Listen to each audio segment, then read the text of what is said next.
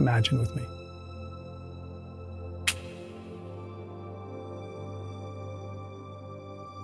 A desire born from wonder. The wonder that comes when you stand atop a hill and you look down to everything that's below. And you realize how small you are and how big everything else is.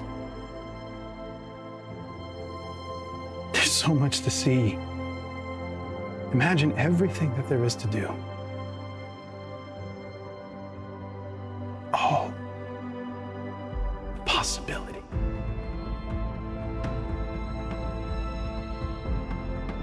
What would you be willing to do for the gift of adventure? For the chance to explore, to see the world?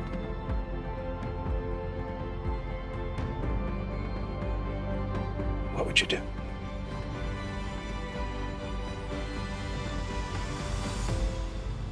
The next remembering.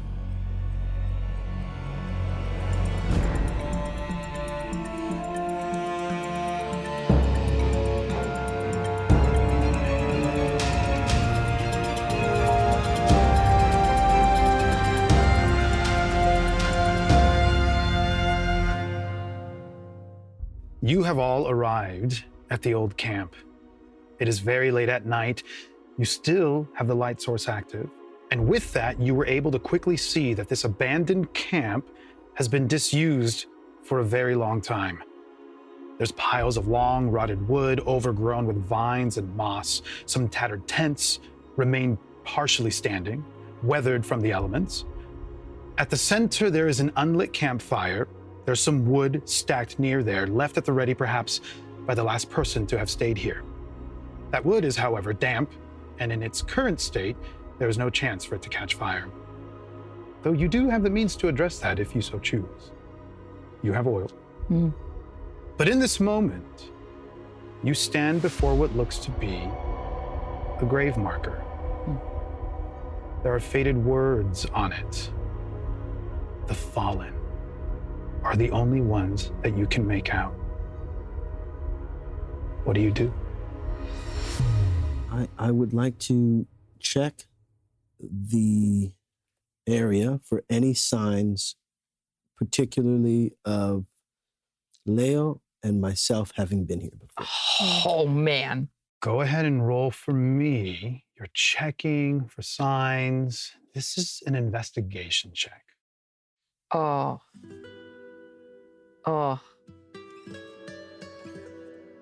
Would anybody else like to do something? I think I'll also do an investigation check, not necessarily for what Neza's looking for, yeah. Oh, yeah. But just to get a better sense of the scene. Great. Try and discern what's going on here. Can I guide myself? I've asked this Yeah, before. you can, because if you are intentionally about to begin a task, then you know full well that you're going to start it and you can give yourself guidance. Yeah. I think I will also do that for myself. Right. I'll jump in here before Neza rolls too. And also, I think Leo, because of the note, she wouldn't have thought to look for us, I think, but I think she's looking for signs of Eliseo. Great. So similarly. I'll ask for a perception check from Leo.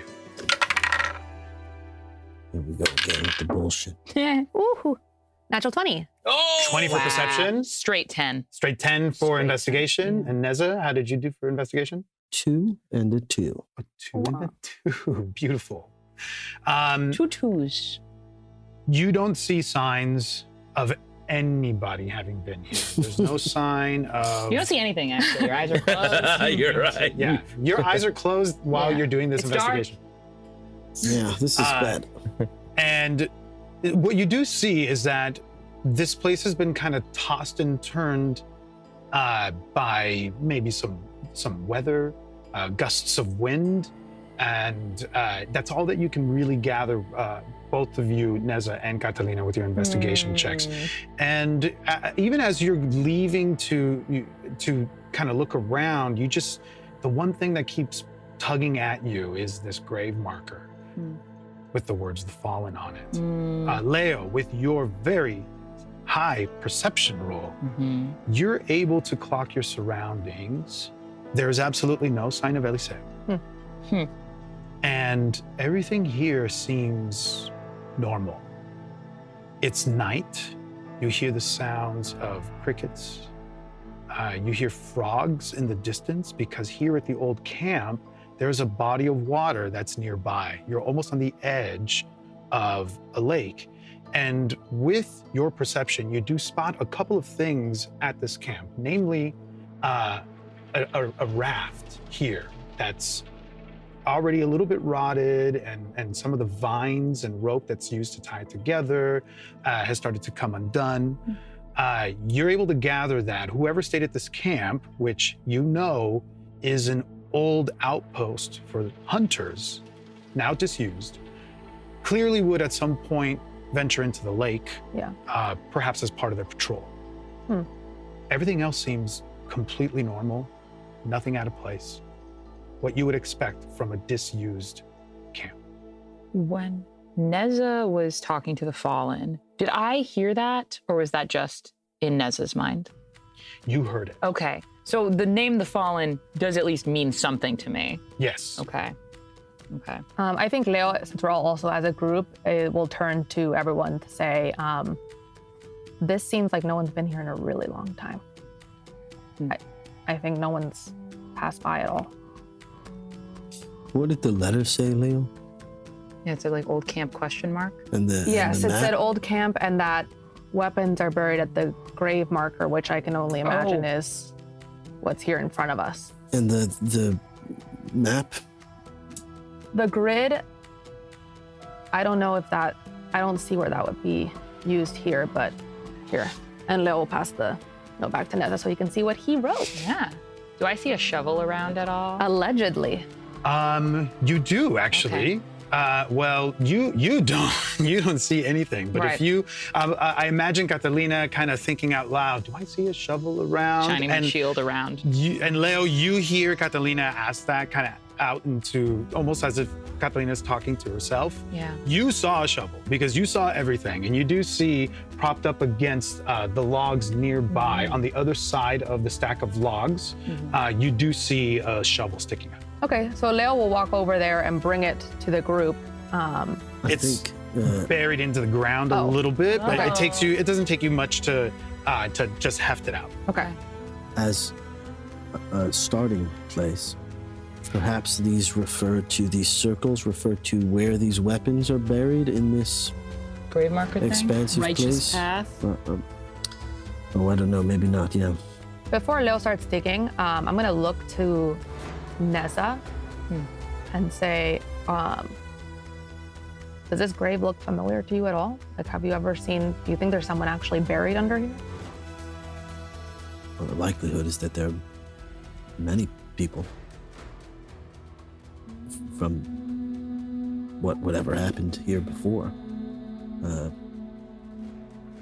The person that spoke with me in the cenote, he feels connected to this place in a way. Should we say something before potentially digging someone up? Well, I can speak and maybe Catalina, you can listen and see if we get a bite. Yeah. Did he say he was my uncle? I think so, yes. You do recall, Neza, that the entity that referred to himself as the Fallen was different from this other person that showed up. Oh, right. That Okay. called himself your uncle. Okay. And you hadn't met him before, right? The uncle? I didn't know I had an uncle, and I didn't. I had never met the Fallen one. All right. I take a knee and I say,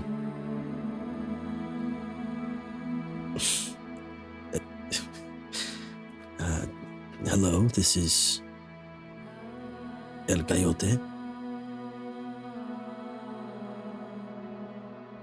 We followed.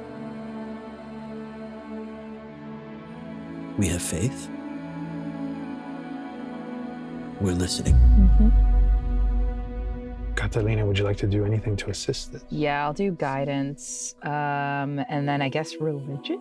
I'm trying to think of I don't think I have any spells that can necessarily assist. I have ceremony, but the specifics of ceremony are very very specific. Yeah. Guidance will certainly do, and I'm curious as to what you're doing in this moment as Neza is calling out.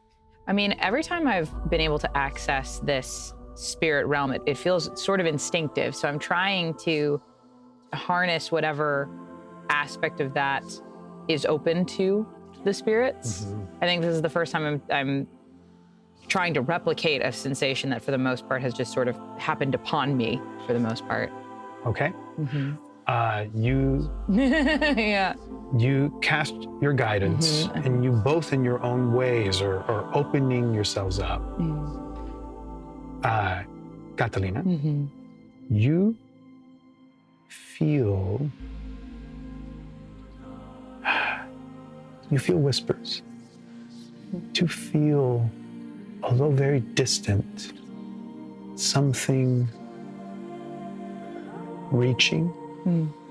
I would like for you to roll a religion check, Catalina, and Neza, go ahead and roll, I think it's also a religion check. Oh boy, 9. Oh wait, plus 5, 13. And you do have guidance. Yeah, that was with everything. Oh. I got a 6 and a 3. Okay, great. And then 4. Yeah. Religion? 13. Yeah. 19. 19. Nice. Excellent. Here's what you understand.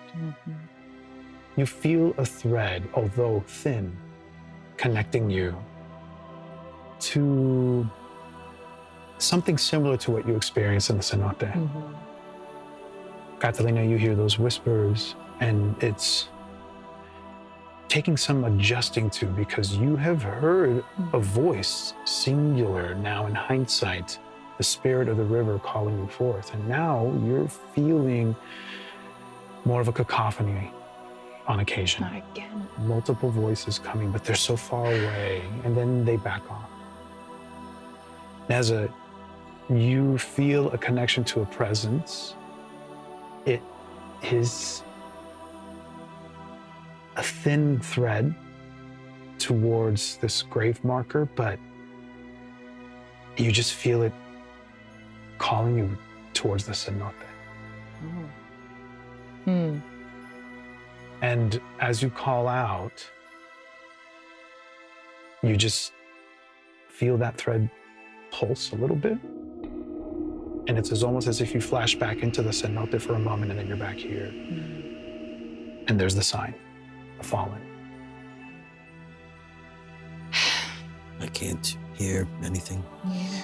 Goja, this is a strange question, but do you think you could reach beneath us, the roots? Yes, sorry. And Koja this whole time has been sort of uneasy on his feet. He has experience with heavy labor, but for walking for 10 hours and also getting beat up, he's starting to feel the day heavy on his back. Are you all right, Koja? Yes, I'm fine. I'm sorry. What is it? Places like people can carry memories, and I wonder if you can feel this place. Yes, I'll try. And Koja... Guidance, yeah. Double guidance. That's my guidance. Don't fight, I have guidance. Leo just patiently waiting to start digging until all this is can I dig?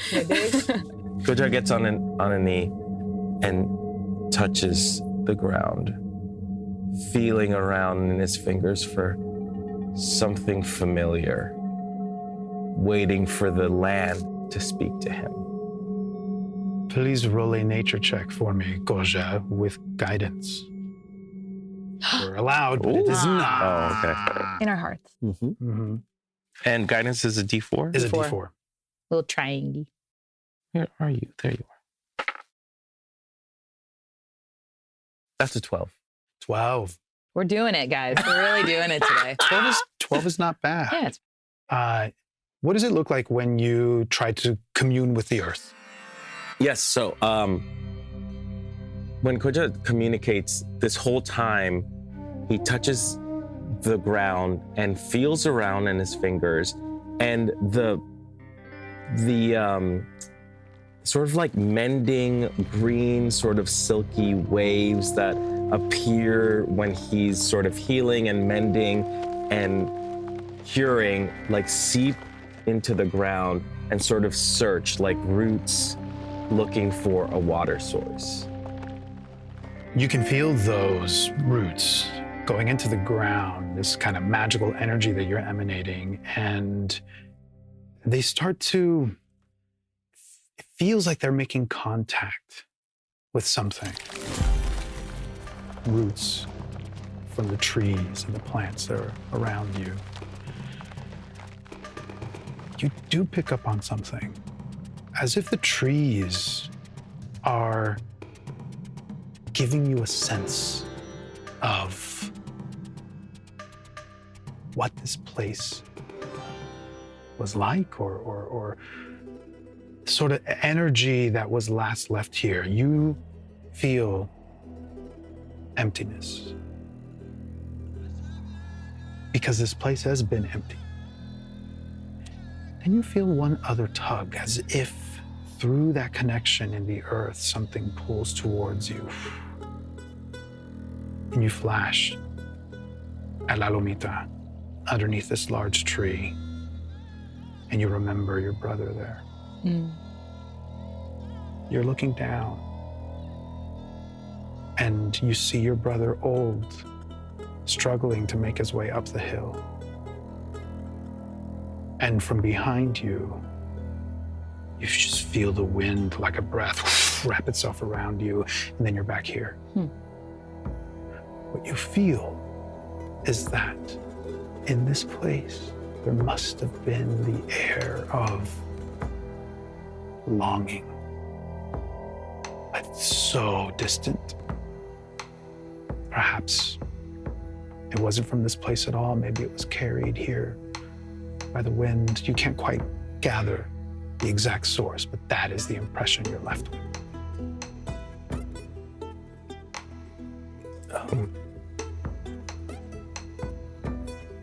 Koja just sags even more. Then you put a hand on your back.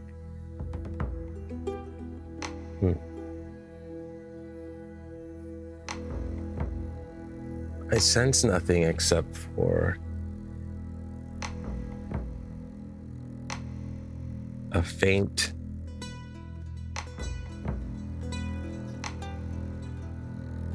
yearning in the winds. But it's a fleeting moment. It doesn't feel like it's a part of here necessarily. Everything feels far away. The voices. How do we know who has the amulet on? I do. Yeah. Well, I imagine you are slumped over Yes. the fallen sign? Like I'm in sorry? front of it, In front of that fallen Yeah, sign? I think so. on yeah. a knee. Do things look different within that sort of sphere? Everything. Well, actually, here's what you notice, Koja. You try to connect to the energy of the amulet, and it seems to have gone inactive. And you recognize that you have yet taken time to closely examine the magic items that you have recently discovered. Right. We have to attune to it. I think we just have to dig. Yeah. Leo's gonna Guidance. Great. Can I, start digging. yeah, while you dig, Leo, can you light some things on fire so that yes. we can scare any predators away or Yes. keep them at bay? I'll approach the campfire Mm-hmm. and I will use my druid craft to like light a little finger, and I try to get the campfire going. Your druid craft alone, you quickly realize that this wood is so damp and it's a little bit grown over that it's going to need a little bit of extra help. Okay. Can I go over to the bunch of logs that are on this corner of the map and see if the middle ones are dry? Everything is pretty damp. All right. Everything is. It's clear that this setup has been abandoned for decades. And this is, some of it is completely rotted. Some of it already has new growth growing out of it. Yeah. Go ahead and roll for me, Catalina. Yes. Roll for me an investigation check. You got it. I'm gonna give And myself guidance for this too. Leo, as you start digging, you notice something else. And I'm gonna let it piggyback on the perception roll that you had before. You do notice that there are some tracks. And it takes you no time to ascertain that they're not fresh, they're not brand new, but there's some tracks that are maybe a day old. Oh, wow. They're wolf tracks. They're specifically Cadejo tracks, Got it. larger ones than those that you encountered before. No sign of anything nearby. That is an 11. 11 for 11. investigation with everything. Yeah, you, it's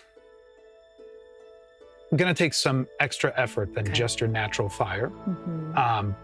I get up and I also try to help as well. Great. But it's a very slow and pained walk. Like Yeah. I'm for the first time feeling my age, you know? Does Leo know if if a fire would keep them away or if it would attract them from her hunting expeditions?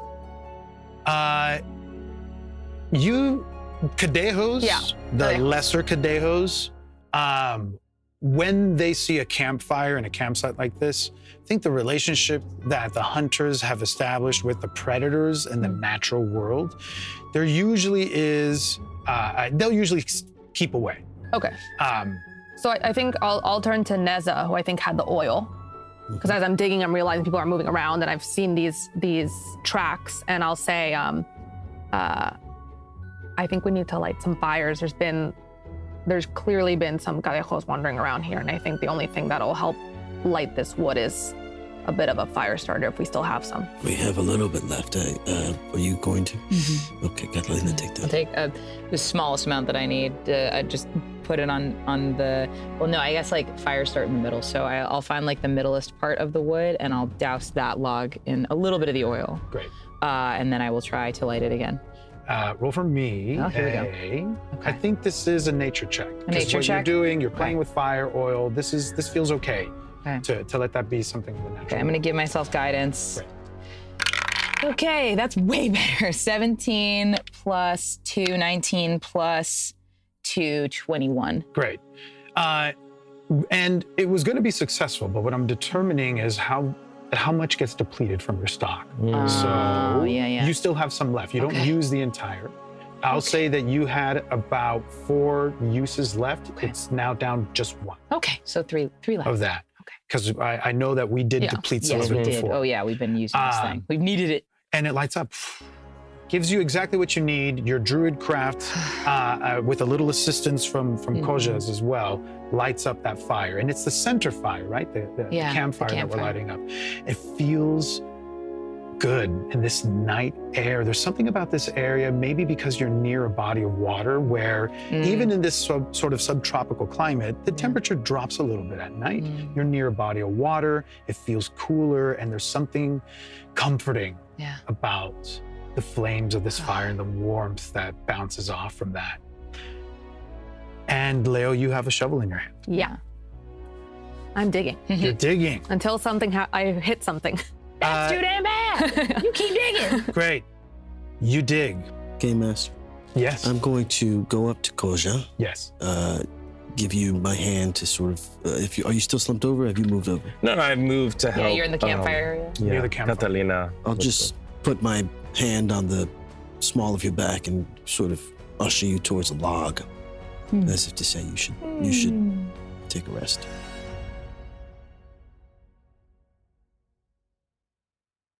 I hesitate a little bit. I pull back. You feel the muscles on my back tense up a little. And Koja turns to Neza and says, I'm scared to rest for fear of restarting the day.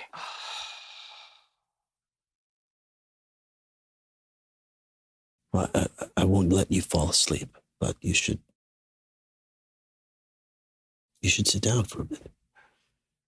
Here. Thank you, Neza. I pull out some of my coffee. I pour you a little bit of coffee and I give you some rations. I have some food on me, little bits and pieces from earlier in the day. We need you, Koja. So. Wait a second. Huh. You said rations, and I remember that I still have Doña Desa's cookie that she gave me for the day that I completely forgot about. I smile to myself. What's that? And Why I are say, you smiling? Why are you smiling? I'll take the cafecito, por favor. But I have my own rations. Okay. And I take the cookie and I eat the cookie. Well, good, Barry. You notice a couple things. Neza, you notice that was the end of the coffee, but you also note that you still have ground up coffee. So you have more that you're able to brew. Koja, you have 2 of those cookies. Do you eat 1 or do you eat 2? Well, I'm not like greedy with my food, so I'll just have 1 for now. You have 1. We'll see what happens. You eat that coconut cookie, and as soon as you start chewing it, you feel yourself become infused with comfort. That kind of comfort that only an abuelita can give.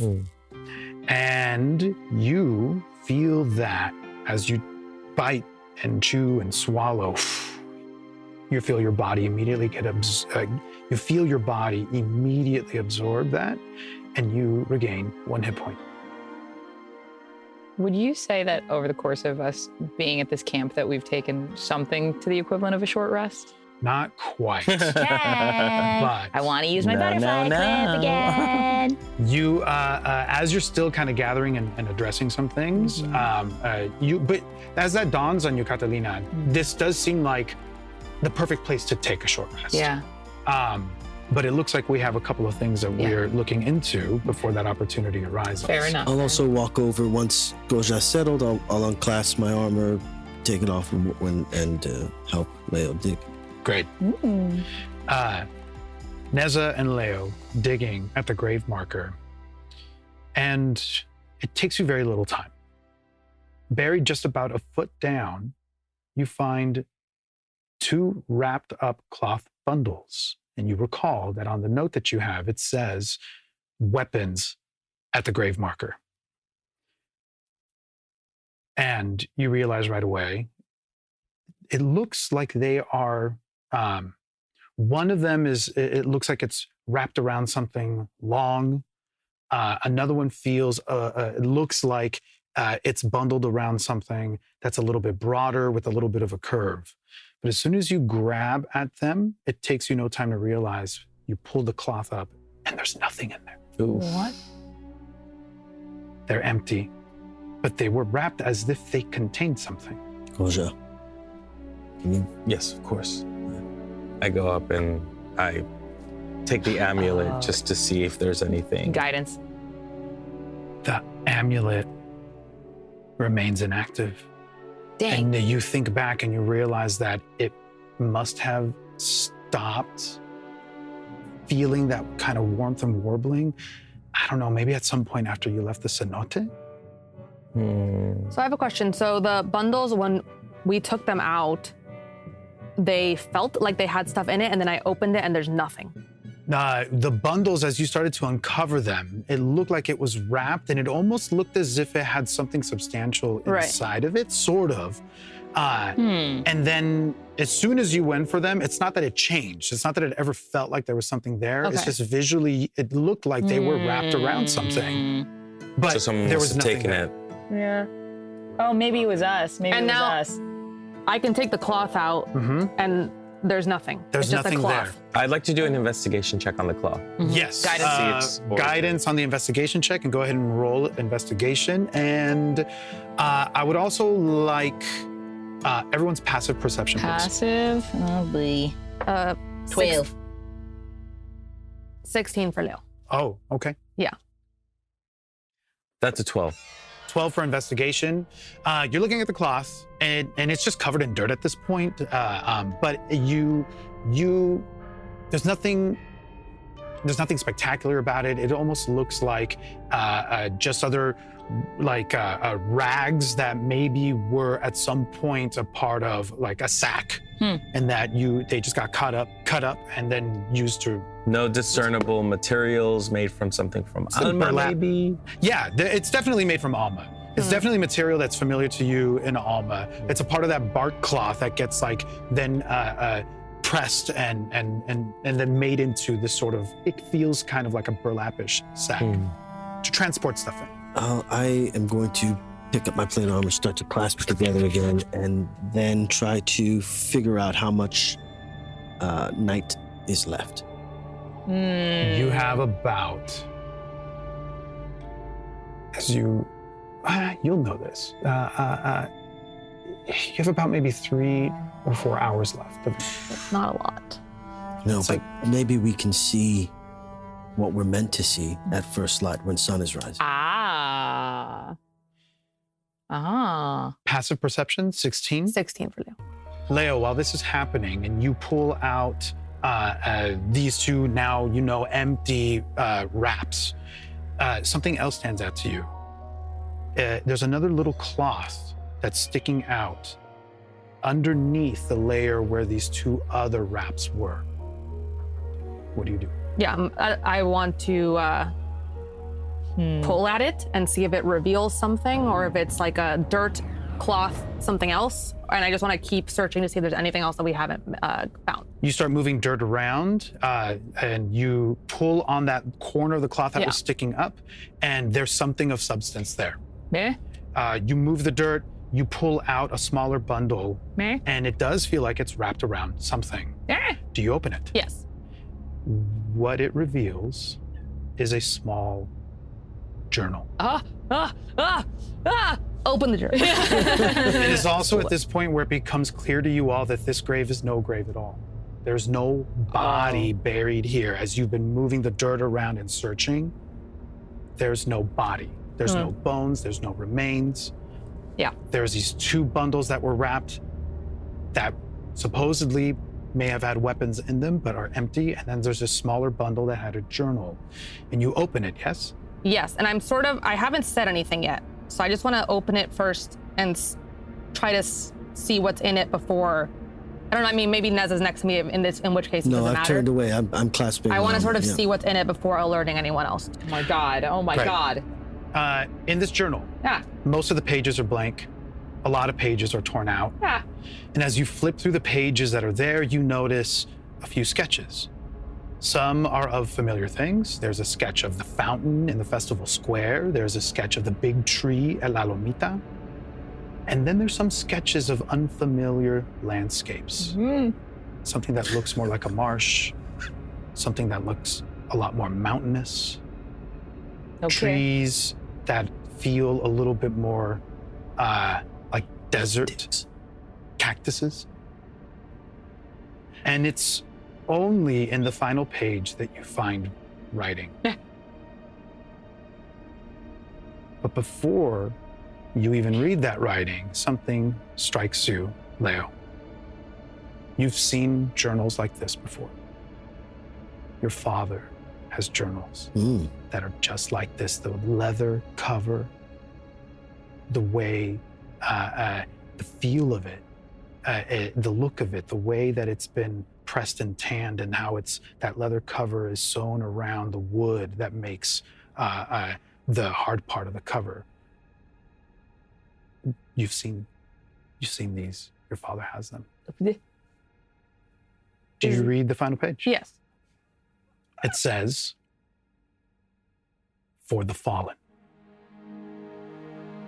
For those of us that left to fight another's war and never came back, you will not be forgotten.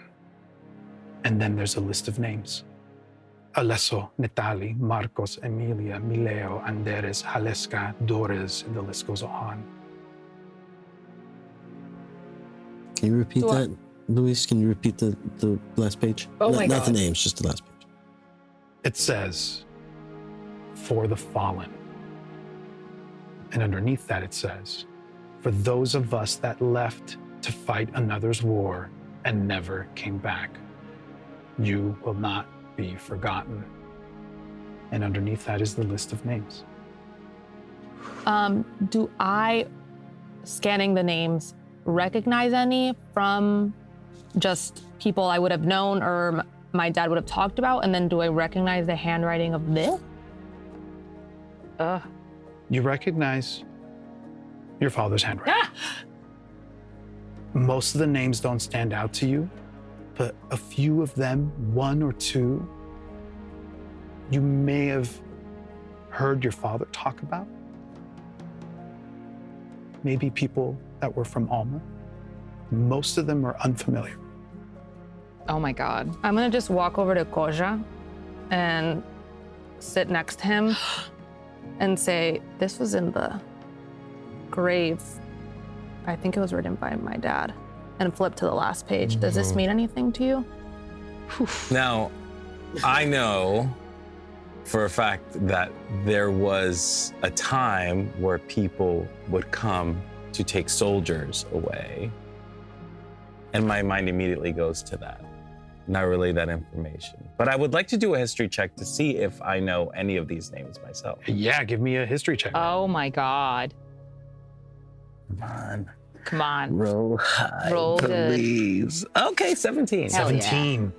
You're looking at the names, and it's a list of about 20 names. And there's two that stand out to you. Marcos and Haleska. And you seem to remember maybe a long time ago, they were from Alma. Vague memories of them, but they left. They were hunters. Do I? Well, I say that out loud. Neza, Yes. what were your parents called? I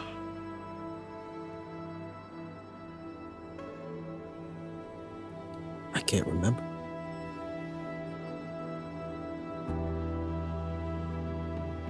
You can't remember your parents' name? Yeah, I can't remember, and I've not thought of it until just now, that I don't know. Above board, hold on for a second. Yeah. We never discussed this. You don't remember your parents' name.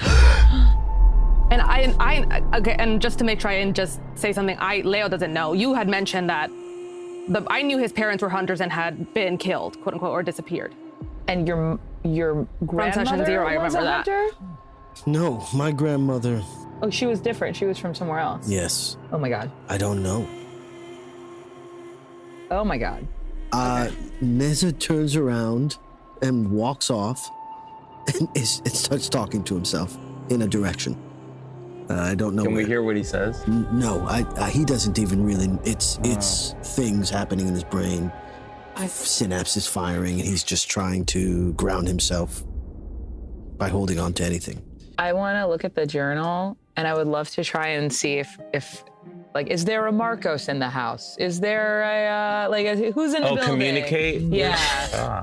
I would like another religion check from Okay, you, I'll and give you can myself guidance yourself. Yeah, I'll give myself guidance. And I Yes. think while this is all happening, I think Leo's just focused on the drawings of the unfamiliar places that she presumes her dad must have seen. And Koja puts a hand on Leo's shoulder. Because I understand this must be incredibly traumatizing to recognize not only the fact that Santiago has hidden a lot of information from you, But now you're recognizing that Santiago is involved in this much more than you thought originally. 19. 19. Mm-hmm. Now that you have a list of names, you start to reach out into the ether to see if that can help you connect to them. And you feel nothing. It was Marcos and Alaska. Haleska. Alaska. Do I nobody? Nobody? No one? Dang. As you call that out, some other whispers return. Okay. And it's sort of similar. Okay. Can't quite hear exactly what it is, but you understand the intent. Okay. That they're wanting something from you. Ooh. It's similar again to the cenote. Okay. When you open yourself up and you ask people, what is it that you have to say? Yeah. It's clear to you that those that have passed on, when given the chance to say more, they will, because there's so much, very, very often there's so much that was left unsaid. What do you need from me? What do you know? What do you want? They just sound so far away. Okay. But they're reaching. They're reaching. Okay. I like reach out. And you feel, you get an image of the cenote again. Okay. I think at this point with that, you recognize that the cenote itself is like, there's just something about that place. It's the direct line. It's almost a, not quite a nexus, but it is a place where those that have passed seem to be able to come to more easily. Is it because of something about the cenote itself, maybe? Or is it because of how it's been tended to? Is it the rivers? Probably. And this absolutely occurs to you. What makes a place sacred isn't just how it was made or what it was imbued with. It is the attention that it is continued to be, it's the attention that it continues to get. And as you're thinking about this, you remember Nementse, who is a person in Alma. He's one of the druids that takes care of the groves. He is who grows the coffee plants and a couple of other fruit groves. And you suddenly see this parallel of what it means to be someone that tends to something. And then you look towards Neza. And as if there was someone that could be a grove keeper for the dead, you're looking right at him.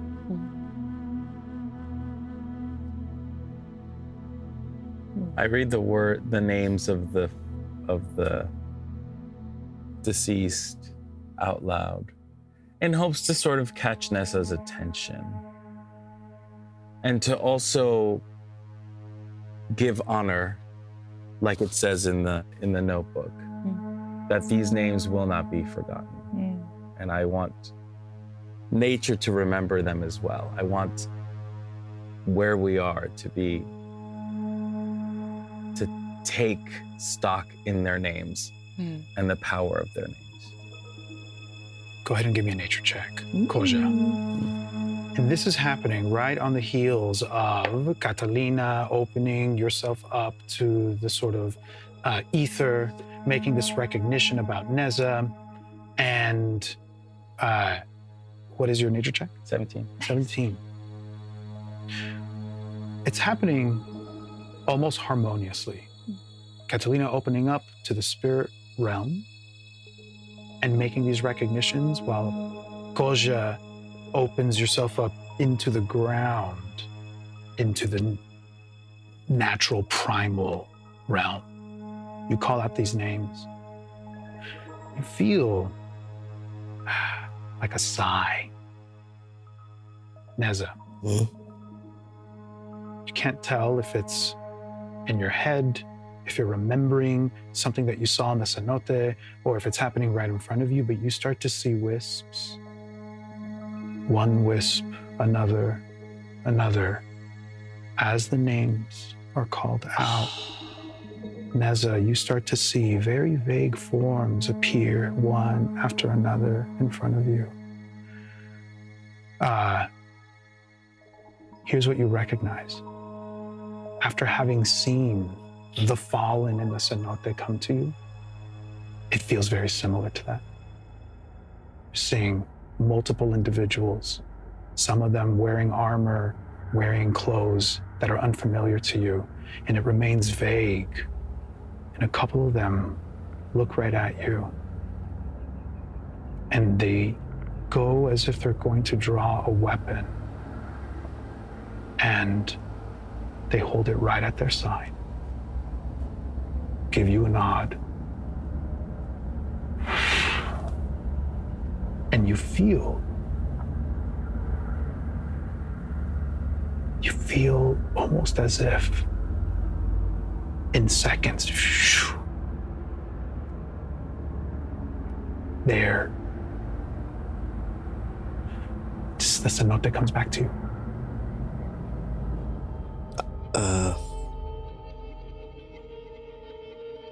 I close my eyes and I slump to the floor, and I go back into that sort of trance-like motion, and because I don't care. I don't care about any of it right now. Like, I care about the fact that I can't remember my parents' name, and I never had that thought before. And it feels like I have been like awakened from a nightmare to an even worse nightmare in a weird way. Like I don't. How can I remember anyone or anything if I can't remember where I came from, who I came from? And I just start to trace this place, sort of the nape of my neck, where I remember, I think, what my father's breath felt like when I was a child, and he would coddle me. And I try as hard as I can to make these wisps into his breath in my mind. And I turn into a little child. I am the frail little man that Goja poignantly pointed out. And I am only that in this moment. You all become aware of this. Neza, I don't think you're too far away to hide what you're going through, and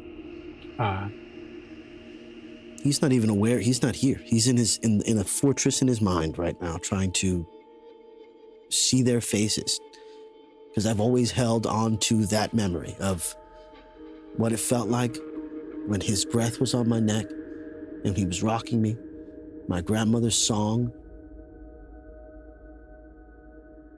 and my mother's eyes. And in that moment, you remember their names. Or rather, what you knew them as. You were so young when they were taken.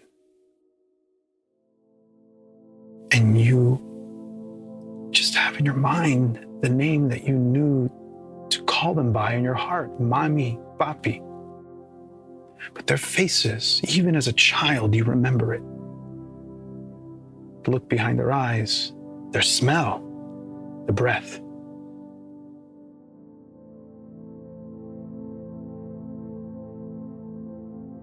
What other name would a child know their parents by?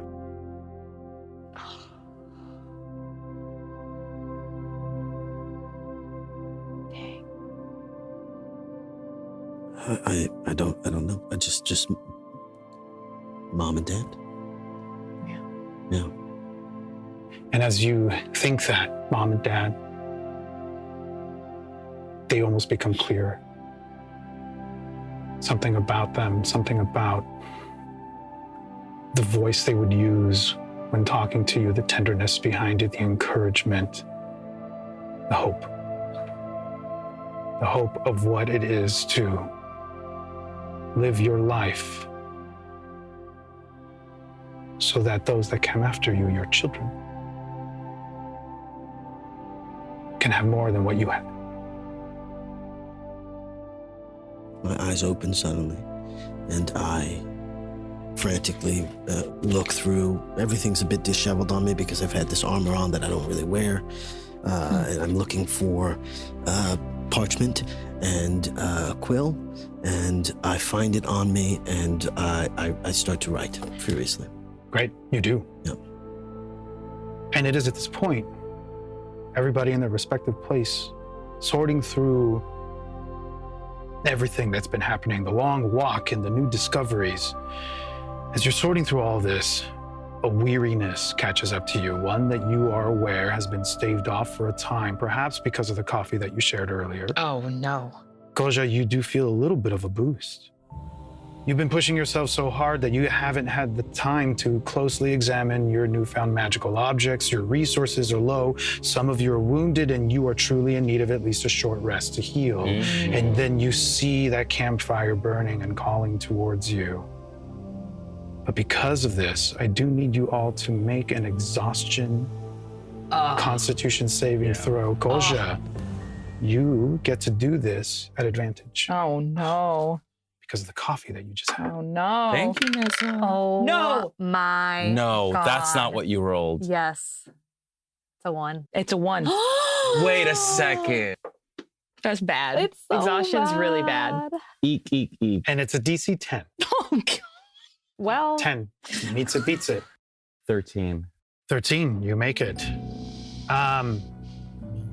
That weariness sets in and it calls to you, especially Leo and Catalina. Oh, no. You do suffer 1 level of exhaustion. Oh, God. Ugh. And we're doing 2024 rules. Yeah, okay, yeah. Now, Which what you get like exactly is minuses. that? Yeah, go for it. Yeah. Exhaustion. Your exhaustion is going to give you a penalty to some checks. Yep. Oh.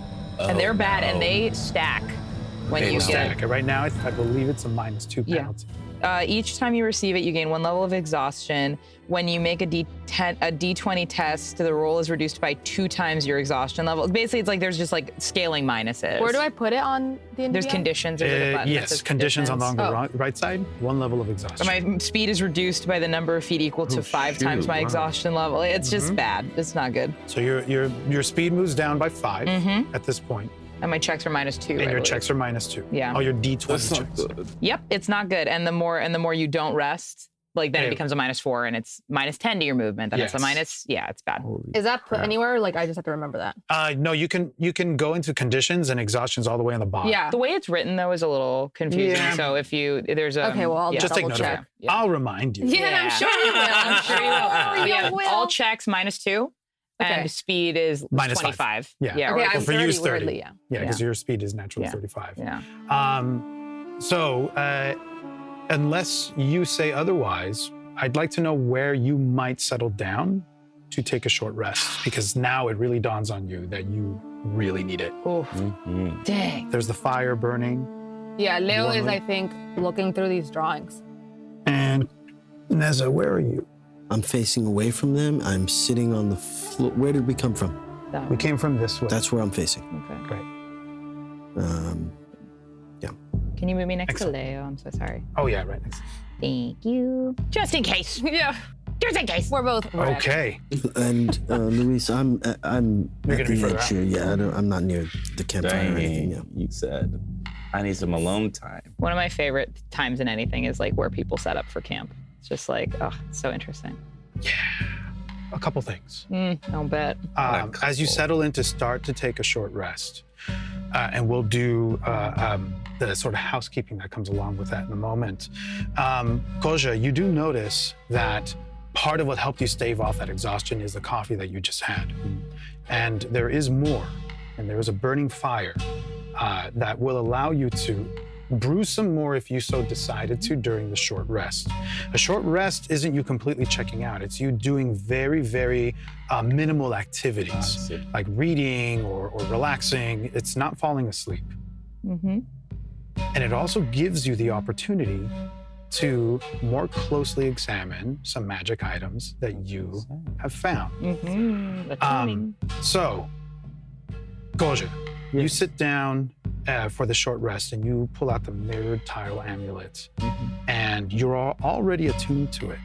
But moving and the sort of go of this journey so far did not allow you to sit down and really examine all of it. And here's what you learn. This mirrored tile amulet. It requires attunement, as you know. It has 2 activations per day. Okay. The duration of each activation is 4 hours long. Oh, wow. When activated by the wearer, the amulet suppresses low-level illusions for the wearer and their allies that are within 10 feet of the amulet. Cool. The effects persist for the duration, even if the wearer takes the amulet off. Furthermore, the amulet contains a single charge of mirror image that can be used by the person it is attuned to.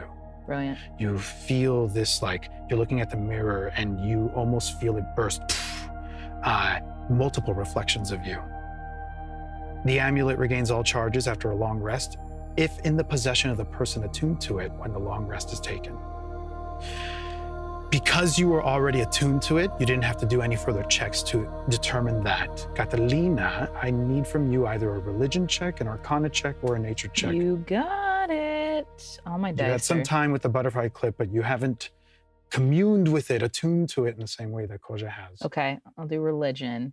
Do I need to give myself guidance? You can give yourself guidance. Might as well, right? Give yourself guidance. Might as well. That is, oh my God, what is happening today? Oh my God, Mayanna. 3 + 4, 7 + 1, 8. That's 8. Oh my God. 8 totals. You're sitting that's down. a flip, all right. I'll say so.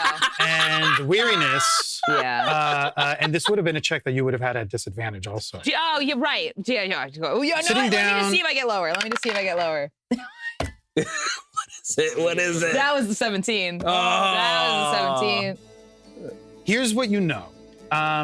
You already did get a lot of information from the sort of butterfly echo that was contained in it. You understand that this is what you do understand. Okay. Given the use that you've, given how you used it. Right. Once per short rest, the wearer can activate the latent power within the stained glass clip. The wearer and some people around, you're not quite sure, but you have evidence that it affected more than you, and you're not quite sure the range. Oh, man. But you do understand that it does provide you with some sort of a barrier, Okay. temporary hit points. Oh, nice. Okay. And at this point, that's all you know. Okay. So more time, either another successful check will give you the rest of the information I love down the road. Great way to do that. Cool.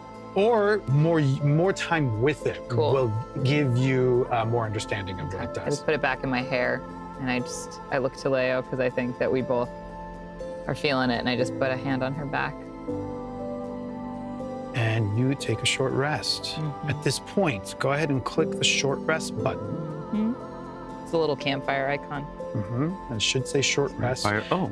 And you are able to spend hit dice, which means that you're able to spend a certain amount of dice that you have in reserve that you can take during a short rest to heal yourself. Yeah. So depending on how much damage you've taken, you want your best shot. So, and this is a moment where we can pause to do some of this housekeeping. So if you have questions, this will we'll be able to edit through this, no problem. So what you do if you're going to spend hit dice is you go to a short rest and you check however many you want to spend, and then you click the roll hit dice and take the short rest. And that should automatically recover the hit points that you would gain back from those. Yeah. How did we do? Did we get some hit points back? Yeah, 5. 5 is better than... When the cookies, the function is Goodberry, right? Goodberry gave you 1. You still have another one. So you can eat that other one and gain another hit point if you wanted to. I think I'll beckon Koja over. I'm not going to bother Neza because I think they're going through it right now. But I'm going to channel as close as I can. So I'm going to beckon you over because I don't know the range. And I'm going to channel the butterfly clip and see if I can give my friends the temporary hit points. Here's what happens. Okay. Koja, you move closer, you get beckoned closer, And that gets activated. Leo, Koja, and Catalina. Okay. Go ahead and roll a d4. Okay. Come on, baby. Okay, that's way out of there. That is 4. Yay! So now, here's what happens. The temporary hit points that you had from this ability, which I think is 3, it goes away for the 3 of you, and it's replaced with 7, with 6. 6, yeah. So you feel, you almost forgot this like kind of translucent, mostly invisible, but you kind of see like wavering energy every so often. This barrier that this butterfly clip had put around you, this temporary hit points of protection, you feel it just kind of, and you understand right away that it's become a little bit more powerful. And in this moment, Catalina, you learn that once a short rest, you can activate this, and that although it doesn't stack, the higher total of this activation will replace whatever was there before. So it's 6 total now. 6 total 6 now. total temp. Yeah. For the 3 of you, Neza, you still have the 3 from before. Okay. Because that still persists. Okay. And this is mid short rest, and this is still not too much activity. This is fine. So we'll call this towards the middle end of the short rest. As you settle down and breathe into that, something happens. I think it's the fire dancing, the warmth, the flames flickering. Neza, for you, it's looking out to where you had been journeying from. And you can almost trace for yourself El Rio Cristal, then from there, this part of the jungle, the cenote, the monarch meadows. You looking back along the path that you have traveled on, can almost see the trajectory that you've taken. There's something about that, for all of you, that calms you slightly. Catalina, at this moment in time, the curandera is gone. The entire lineage of curanderas and curanderos has been shattered. You used to hear just one voice, the river spirit, pulling you towards it, and now you hear many different voices, and they are numerous. You recall being in the cenote and hearing all of those voices echoing around you. Yet again, not the first time you've recalled that since you've been here at this old camp. And it dawns on you. You know that you have one foot still firm in the mortal realm, and the other is in mid-step towards the spirit world. Whatever shred of energy remains of the conduit of the spirit, it seems to rest now solely within you. And like a channel opening, you feel some of what you felt reaching before, whispers, but now it feels like it's making contact. Channel opens. You feel a presence, more than one, each with a desire to reach one of your companions. It's clear that they can only do it through you, and this channel through you splits into 3 separate branches, pulling towards them. You can feel them running from you to them. The first channel, do you allow it to open and flow through you? The second channel, do you allow it to open and flow through you? Yes. The third channel, do you allow it to open and flow through you? Yes. Leo, a memory, a dream hits you. You see a woman with a child, a girl, a little less than 1 year old. They're on a dirt path. The woman is helping teach the child to walk.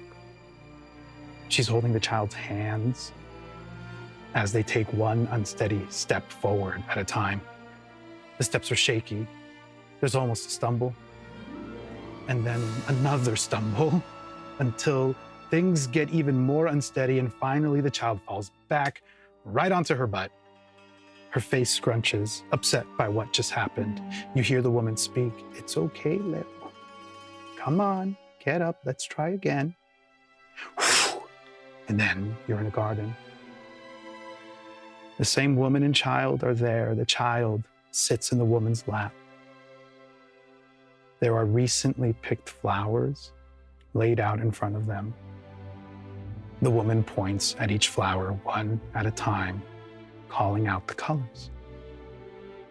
Orange, purple, yellow, blue, red. And then she looks to the child. The child giggles.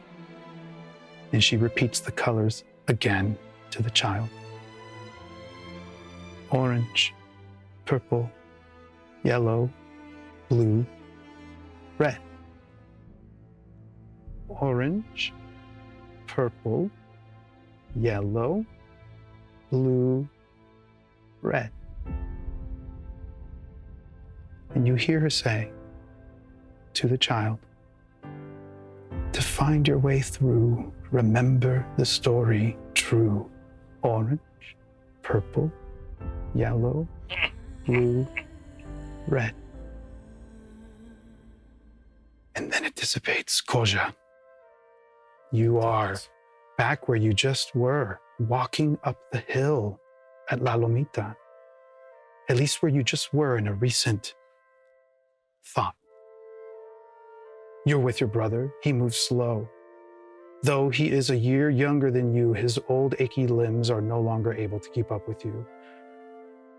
Koja, Koja! He stops, out of breath, halfway up the hill. Do you look down towards your brother? Do you look across towards the valley? Do you look up towards the sky? Or do you look somewhere else? I look at my brother. You look at your brother, and he's out of breath, and he's looking down. And then he looks up at you. And you hear him say, why did it have to be me? Why not you? And he moves up, slowly, up the mountain, struggling, one shaky step after another.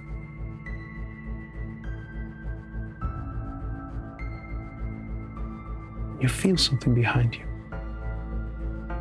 like a breath, and then a rumble. You're looking down at your brother, and you, in your periphery, start to see movement. Branches, big, start to move into your vision like arms, almost. And then you feel the breath, like a wind coming from behind you. And then it dissipates. Neza, you feel something near you. And you catch a reflection bouncing off of two eyes, animal-like eyes. And then it steps closer into the light, and you see an outline of someone you saw earlier in the cenote. I told you I would find you, nephew.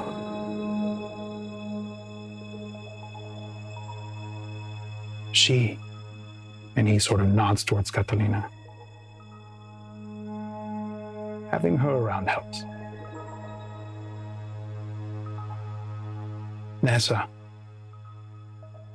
do you remember the story of El Coyote and the Hummingbird?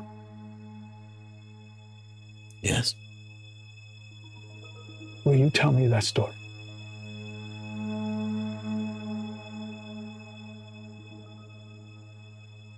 I go to speak it and think again because I've been sitting there scribbling And what I've been scribbling is time, memory, skin and bone, remember, mommy, papi, Goja, Catalina, Leo. And I take the quill and I start to write it into the air, the story of the hummingbird and the coyote. And it appears to him line by line, but it also appears in my skin and moves and wraps. It does that, and you see what you know is the spirit of who calls himself your uncle, looking at the space in front of you, taking in the story that you are writing out in the world.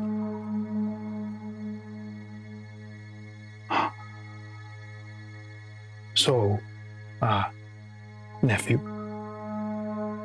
in the story, the hummingbird leads the coyote to Alma, and it's a wasteland. It's a tar pit. And how does the coyote make it into the lake?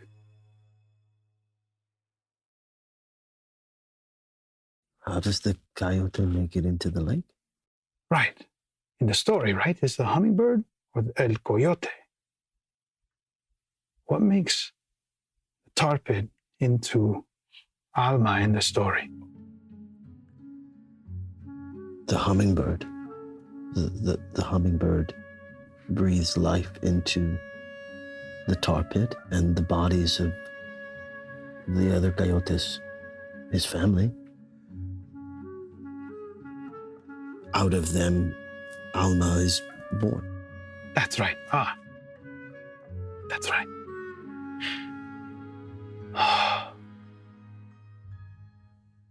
I know you say you don't have an uncle, but you have to at this point know who I am. Or do you still not? You look like Abuelo, but he never spoke of anyone that would remind me of you. I will tell you a story, Neza. I am not from Alma. I'm from your grandmother's side. Oh. A long time ago, there was a war, and I went to fight in it with my brother, and our father went to fight in it after we fell. None of us made it out, but my sister did. My sister, her daughter, that's your grandma. So I suppose I am your great uncle or your great uncle. I don't really know how that works. You know, it's a little bit confusing because you have Why are you grandparents. here? Why are you not at rest? Because there is no rest to be had right now. Because I had a choice. And I chose to follow you. Neza, in the story of the hummingbird and El Coyote, which one are you?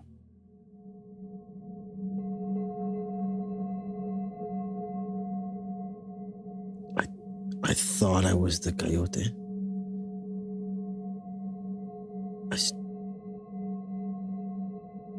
Both? Maybe both.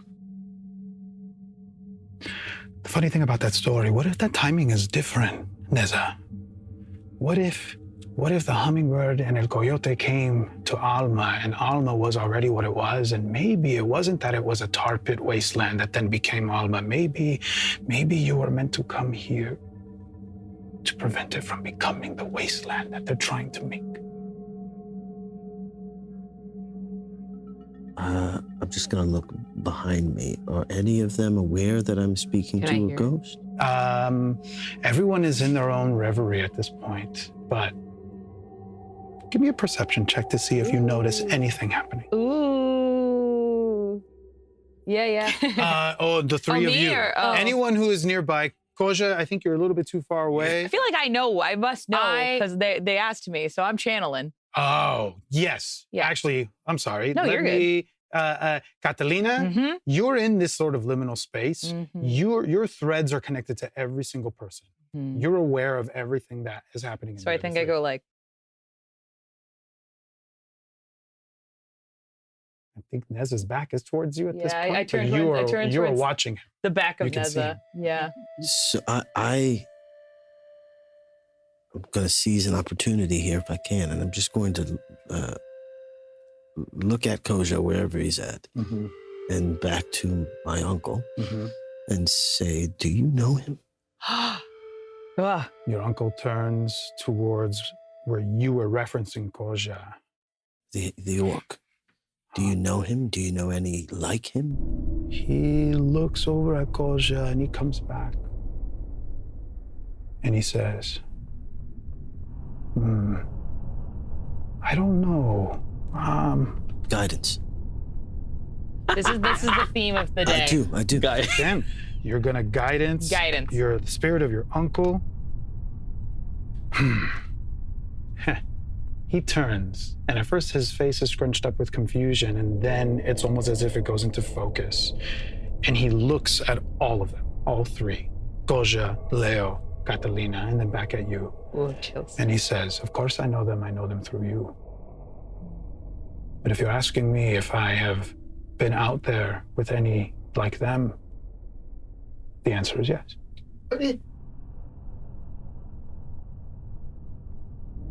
Not them specifically. Yes.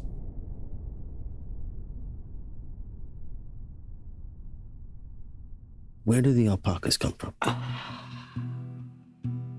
Oh, I wish I knew. My guess is from the elves. That's what we understand, right? Where are they? They're beautiful. I think you'll have to go take a look for yourself. What were my parents' names? Their real names. Do you know? I wasn't here yet. I only followed you here. You followed me here. Where is here? What do you mean you followed me here? Here to Alma? I've been in Alma for 30 years. Right. But by the time I arrived, they were no longer here. Oh boy. What? Yes. That part. You got this guidance. What? How did you fall? I fell in battle. What battle? A really ugly one. There's a war.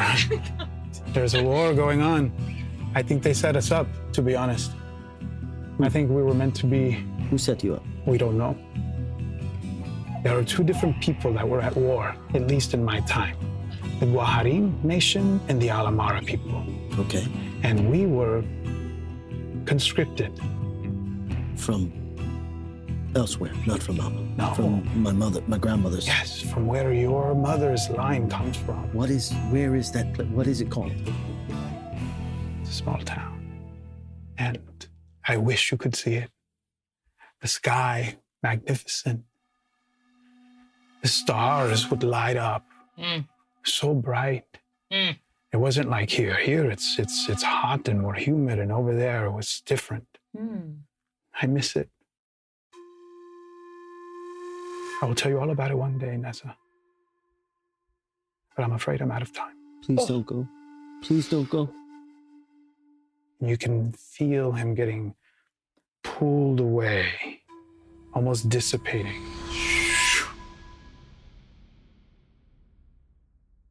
And it is at this point, Catalina, you see an image. Another presence reaches. You feel hardened. You first remember returning with him from the gift the time before.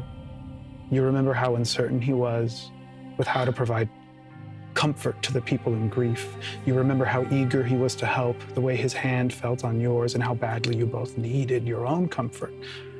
And you can feel him near you almost, and then it changes. And you feel him getting ripped away from himself and consumed into darkness. He feels lost. He feels trapped, desperate. His suffering is immense. Then he's gone. And wherever you all are in this moment of reverie, you all feel a surge move through you, as if a latent power is unlocked. Through the short rest, you level up. Describe to me what this is like, starting with you, Catalina. Ooh. I need a short rest. Guidance. I think I'll fall asleep, actually. If you And I was gonna be like, Yeah, we all never mind. Ooh. I think Catalina does not typically experience rage. Perhaps this is even the first time that she has felt such a deep anger. She's angry at herself. She's angry at the fact that she can't be in two places at once. And I think calling upon that rage, she, in her mind, I think goes from this hallway that is like stone and, you know, high ceilings into this primal jungle place. And she sees all these, like, she hears all these cries of these animals and these eyes of these little frogs sticking to the trees. And inside herself, I think for the first time, she lets out just like a primal scream. And she falls to her knees in this jungle mind palace and sticks her hands in the dirt and like puts two lines underneath her eyes, like on her face. And she sort of vows within herself that this is the path, that like where she came from and the foundations of the temple of divinity are still within her, but that she must find a way to connect with the land and to connect with these spirits. And wherever Arden is, she is going to find him. And that's what I experience as I level up. Just this power, as you were processing all this power moves through you when you feel yourself a little bit stronger, a little bit more, just a little bit more connected to the natural world. And from there we go to Koja. What moves through you as this power surges? I recognize that the vision that I had is a part of my memory, something that in my long years of living, I've begun to question, not distrust, but question within myself. But this memory, this one is very strong because my brother's passing, I would hear those words all the time. Why me and not you? And I agree. And I've always agreed. It should have been me. And in my mourning of my brother, I think the mourning process isn't necessarily that he's passed. It's the bitterness that encapsulated the last moments I had with my brother. La Lomita was a place where we would connect and sort of escape from where we are. And as we got older, it became my way of seeing out, seeking answers, and his way of coming to terms with finality, but also a dark stain in our relationship. But in the memory, something shifted, which is the plants enveloping my memory. And I'm realizing that nature doesn't lie. The truth I've been seeking has been here the whole time. And I've resisted nature for a long time because I didn't want answers. And the more I've given in to my druid innate capabilities, the more I've learned to trust in the things that I've avoided my entire life. And for the first time, Goja relents and accepts the embrace from plants, from the wilderness, from the feral nature of truth. And I feel my entire soul completely shift. You do as that surges through you. Leo. Leo has felt broken for a very long time. She has had such a clear, powerful role in town, but always felt guilty because inside she felt like she didn't want it. And in that, she was rejecting everything her father wanted for her and dipping more into this unknown side of her family where she felt abandoned and resentment. And with this journal in her hand and seeing what she thinks is her father traveling the world and what Goja told her about him having that same longing for adventure, she realizes he's more like her and she's more like him than she ever thought. And now this memory of this woman, her mother, having been there, instead of, I think, throwing her into more of this sort of like emotional disarray, I think for the first time in a long time, she finds herself smiling because she's not having to choose one or the other. She's not having to prove herself. She believes that what this is telling her is that she's her father's daughter, she's her mother's daughter. It is not one or the other. It is both.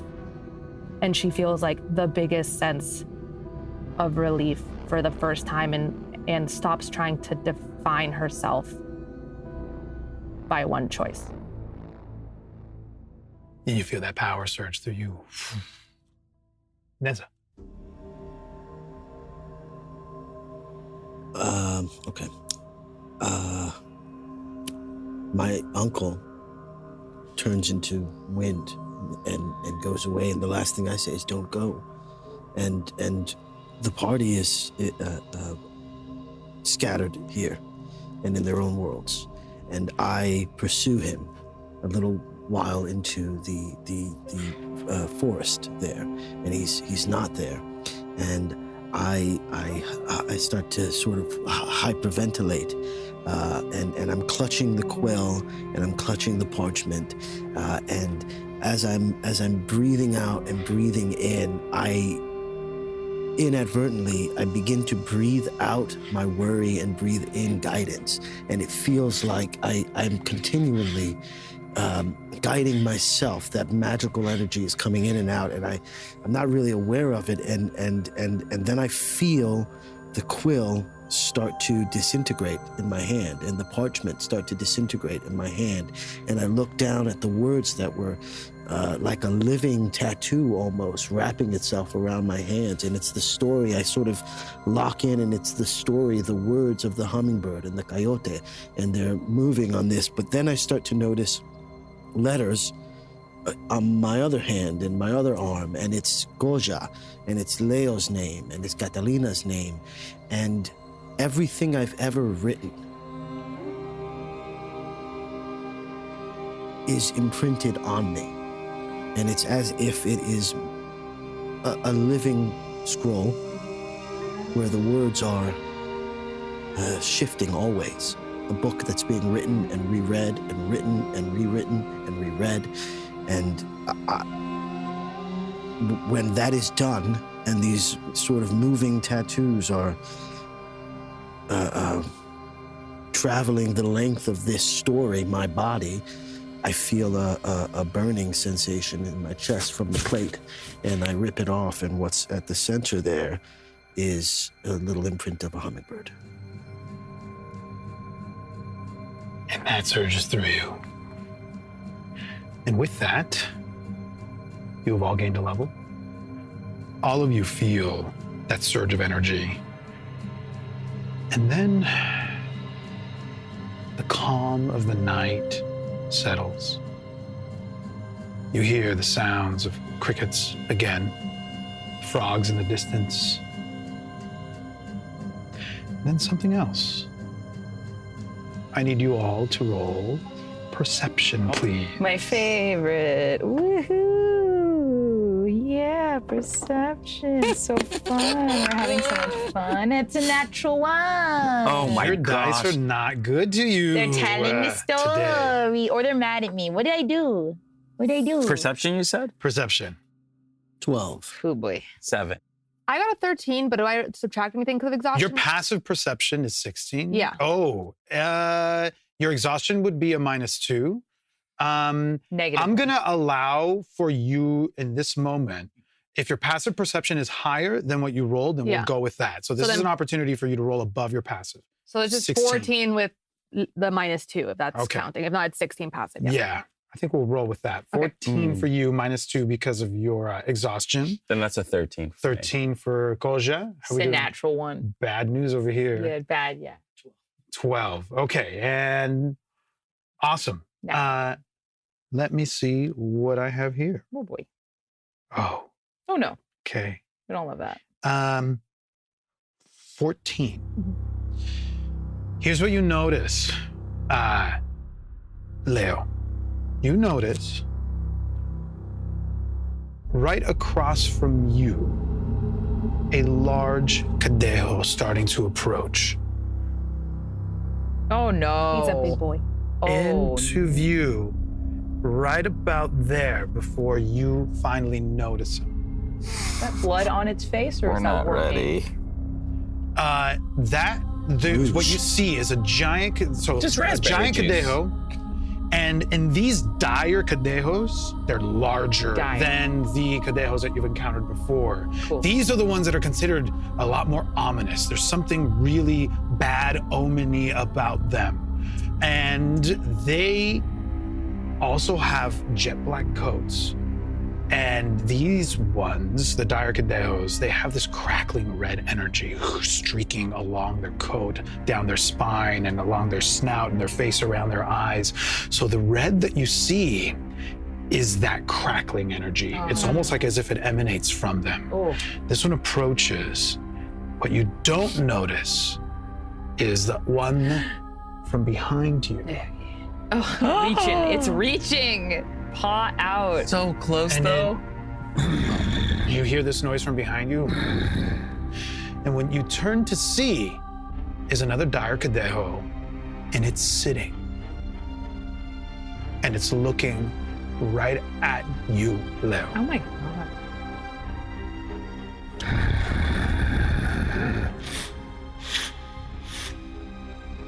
Sniffs the air. What do you do? I very slowly grab Catalina's arm because she's next to me and sort of give it a squeeze and say, turn around, but don't panic. And then I'm pulling back the hunter's cloak as well to reveal the manta. You do, and you notice the dire cadejo recoil. The manta that you have, the hunter's manta, is an item that the common predators, especially around the jungles of Alma, they've learned to associate that with another predator type. And it causes them to recoil. And then you said it was sitting looking at me? It was sitting, looking at you. I guess before I do anything else, can I get a sense of, just in terms of like the body language of this animal as I've seen them in the jungle before? Like, is that an attack position? And same thing with the one, if I can do for both, I'd like to understand if I get a sense of why they've approached, right? Is it to attack? Yeah. Are they running from something else? Like, why is it sitting? Being a hunter, you understand, this is within your realm of understanding. Yeah. What you gather is the one across from you that's further away is standing on all fours and is a little bit hunched over, and their teeth are slightly bared, but not completely. You get a sense that that one is at the ready. The one that is right next to you sitting down, you've never seen a Cadeo do this before. It's definitely not an attack position that you have ever seen. Okay, then where's Koja? Koja's right there, across the way. Koja, at this point, you see what's happening. Great. I was just gonna try to whisper to Koja because I remember I think it was the first battle we had, you were able to speak to the creatures. And I'm gonna just say, I've never seen this. Can you speak to this one? Yes. Yes, Koja is remembering how he talked to the Cadejos in the very first battle. But Koja is a lot more like connected to nature. And then something happens with his jaw and his mouth, and it's the muscles in his jaw sort of shift, and they take the form of a Cadejo snout. Ooh. And through the snout, really locks in and communicates with the one sitting down prone. What ability are you using? Speak with animals. Speak with animals, great. Great flavor. Oh my God. Amazing. What would you like to say to the Cadejo that's sitting? I communicate with the dire Cadejo that we are not enemies. What brings you to this location? Not enemies. Lies. This one here has killed many of us. That's T. What brings you here? 2 leathers. Sniffs the air. We're here looking for answers. What brings you here? He moves closer to you.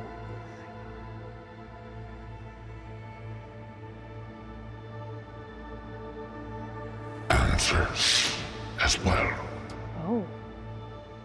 What do you know of what is happening here?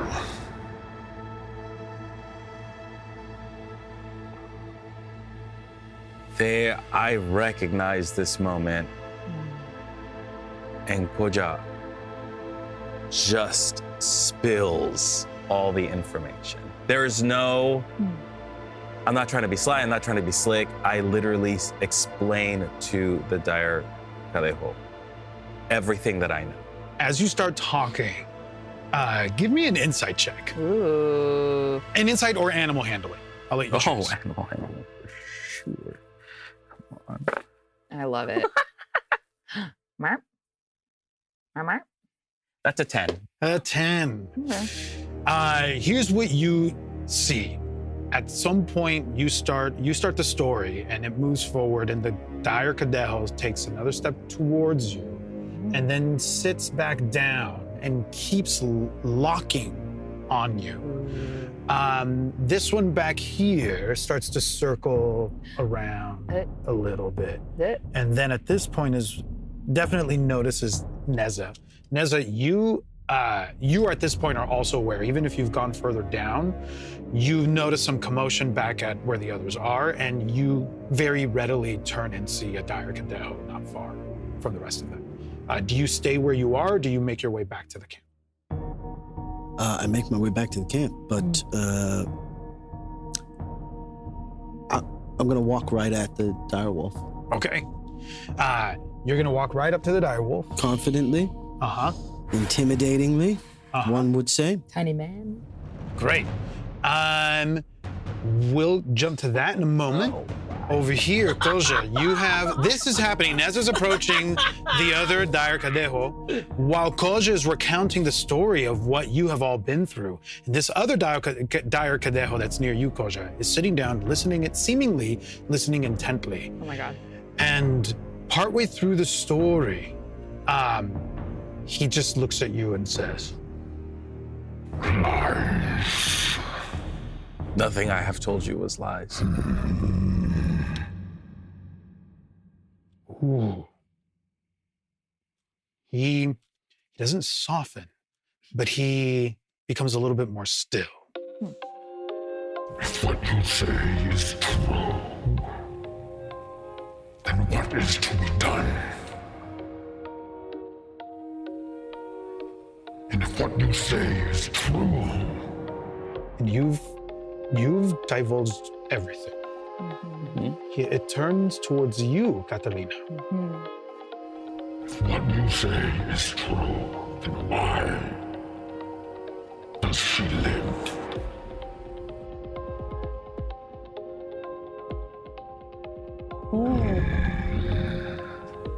Is she not meant to live? If you say the world of the spirits want her, is that not true? Why do you not deliver her to them? Will that not put a stop to what is happening here? And from there, we move to Neza. So just to be clear, Oh, I was, Just to recap. no, I truly wasn't trying to. I was doing the thing you do with predators where you walk at them. Yeah. You keep eye contact. I Right. wasn't trying to attack anything. Yeah, But, That's true. yes. Oh. Yes. Depends on the predator, but certainly these kinds. But you... Certainly these. Cut to me dead in the wilderness because I walked straight to Into a bear, Yeah, Oh my don't God. walk at a bear. Oh, got it. Don't walk at But a bear. yes, but Dire Cadejo, Cadejo, absolutely. absolutely. No, but fair. How often does something walk at a dire cadejo? True. Fair. Hey, look, I'm with you. But what I'm going to do is walk up to it when I'm close enough where I can see the sort of bristling in the eyes. Yeah. I want him to see my eyes and my bristling, the words moving on my skin. Ooh. And I'm going to hold my hand out and keep eye contact and invite him in. And the moment he touches me, I'm going to cast guidance on it. Okay. First, roll for me either animal handling or I will accept a persuasion as something in your eyes flashes a little primal, an echo perhaps of the eyes of a coyote. Precisely. Okay. And this was a persuasion, you said, right? Yeah, I'll allow for that. Either one, animal handling or persuasion in this. Oh, it'll be persuasion. I just need to make sure. Yes. Heck yeah. Heck yeah. Okay. 9, 10, 11 plus 4 is 15. 15. Yeah. Okay. 15. It doesn't move forward, but it keeps eye contact with you. And you gather that it is not interested in coming off as submissive in any way, shape, or form, and is not going to step closer to you or initiate a contact. It's not going to be the first one to do it. Oh, okay. Okay. Cool. So, and I can read that. You get Clearly? a sense of that. Yeah, you get a sense that there's something in this creature that is absolutely holding their own and not letting you. It's a show of dominance. Cool. So I'm going to break eye contact as I turn and sit down with my back to it. Oh. Ooh, okay. That's a dog owner coming out. Yeah, I got 4 of them. One of them's about as big as a fucking dire wolf. So. Okay. He knows. He knows what to do. You can hear sort of like steady breathing and like with a low rumbling growl behind you, but it doesn't move any closer and it doesn't move away. Great. Catalina, Leo, anything you're interested in doing as this is unfolding? No, I think I'm just crouched and Yeah. watching this exchange and waiting for it to end and for Koja to communicate whatever. Yes, because to be fair, Yeah. you're not Yeah. understanding No, I don't any of understand. this. It's just you. Yeah, what's going on? I think the one was looking. I think it was looking at me. I don't know why it was looking at me. Why does she live? She continues to live because her job is not done. Or is it that you know not how to do the job that is being asked of you? Are you insinuating that it is my job to finish? Eliminate the weak. Eliminate the source of this curse. And you all just hear a louder growl coming out of this dire wolf. You seem to misunderstand what weakness is. There is not one weak member in this party. I need you to roll for me an animal handling or persuasion check Ooh. Ooh. in this moment. Ooh.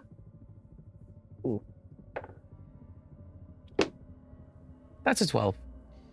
12. It will. 12. The dire wolf looks at you, stands up, it's no longer sitting. The dire cadejo gets closer to you and is looking right at you, sniffs. It's almost as if it feels almost as if it is scanning you, touching you even, scrutinizing you with such specificity with how it's smelling you. And then it says,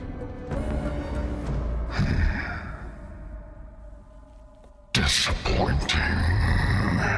and then it lunges at you. Everybody roll initiative. Oh, no. Damn it! No. You're absolutely kidding me. See? I should have attacked. What? No. That dice is going to bite. Oh, which one do we do? 15. 15. Anyone above 15? Nope. 18. 18. So we have Neza at 18. Thank God. I'm sitting with my back to a dire wolf. Why did you let me do this? We thought we could. Wait a second.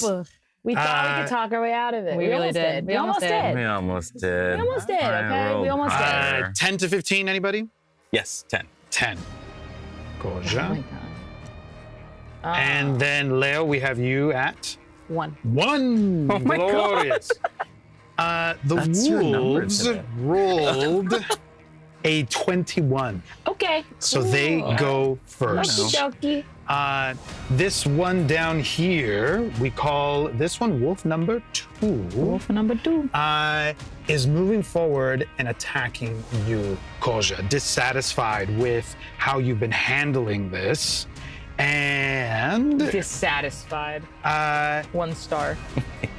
it Will not lunges out with a bite Oh no, not a bite. for a 23 to hit. The hell? That hits. Of course it does. And you will be Barely. taking 23 hits, 19 doesn't, weirdly. And I need you to roll a DC 13 strength saving throw. You will take 7 points of piercing damage. Okay. Okay. And I need you to roll a strength save. Oh no. So you all see, with the roll that I saw, this dire cadejo lunges at Koja, takes a bite, and then Koja is knocked prone. Okay. Okay. Okie dokie. All right. And it stands there over you, growling. The next one is going to attack you, Neza, as he sees his companion moving forward. And I'm going to give him, given the position that you're in, I'm going to give him advantage on this. That is Okay. fair. With your back turned This towards is- the dire cadejo. Oh, does a 16 hit? 16. There's something animalistic about being able to trust your senses in the way that you seem to be able to trust in this moment, Neza. As your attention was on that, you clocked the moment it starts to lunge forward, the change in the way that it's growling, and you're able to move right out of the way in time. It misses completely. Cool. I will have you. And actually, yes. So that's its turn. It is now Neza's turn. Okay. Come on. I don't know what to do. I think it.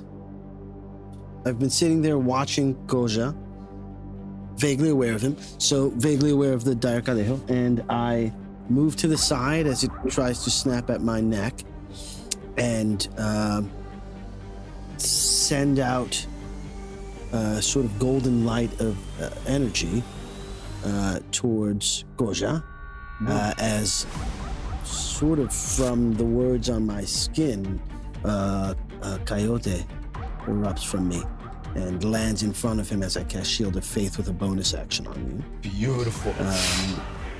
And stands in front of Koja and growls at this dire Calejo. And I then spin around and give a flourish and come down with the sword on the dire Calejo in front of me. Okay. my action. Roll to hit. Man. Okay. Shield of Faith will grant you an extra. It's a +2. +2 to your AC, armor to your class. Nice. Now your armor class goes. You're harder to hit. Yes, I think from 15 to 17 now. That is a 13 plus 4 is a 17. 17 will hit. Okay. Write that down, everybody. 1d8 plus 2. Oh my god. 6 plus 2, 8. 8 points of damage. Okay. It takes it. Excellent. Anything else with your I turn? roar right back at it. You do. Yeah. And it holds that right with you. Equals. Refusing to submit. Next up is Catalina. Man, okay. I just saw this dire Cadejo absolutely body Koja, so I'm gonna go for that one. I'm going to do a guiding bolt. Okay. And with my most recent level up, I now get a 4d6 if it hits. Ooh. It's 120 feet range. Come on, baby, you can do it. You can do it. 16 plus 4, that's an unnatural 20. That will hit. Yeah. What does it look like as your guiding bolt soars through the air towards this dire Cadejo? I think as I see my friend take to the ground, I like put my hands together and a little beam of like golden light emanates and I just send it directly. And it blossoms into the oh my god, what is the name of the flower? Maracuya. The maracuya flower. Into its back. So the next attack on it has advantage and it's 4d6 radiant damage. This passion fruit flower emanates from it. This sort of ethereal looking with swirling with divine energy. Mm-hmm. Come on. 10, 16, 18. Wow, it takes a substantial blow. And it turns towards you, and you can see the redness in its eyes flickers and flashes.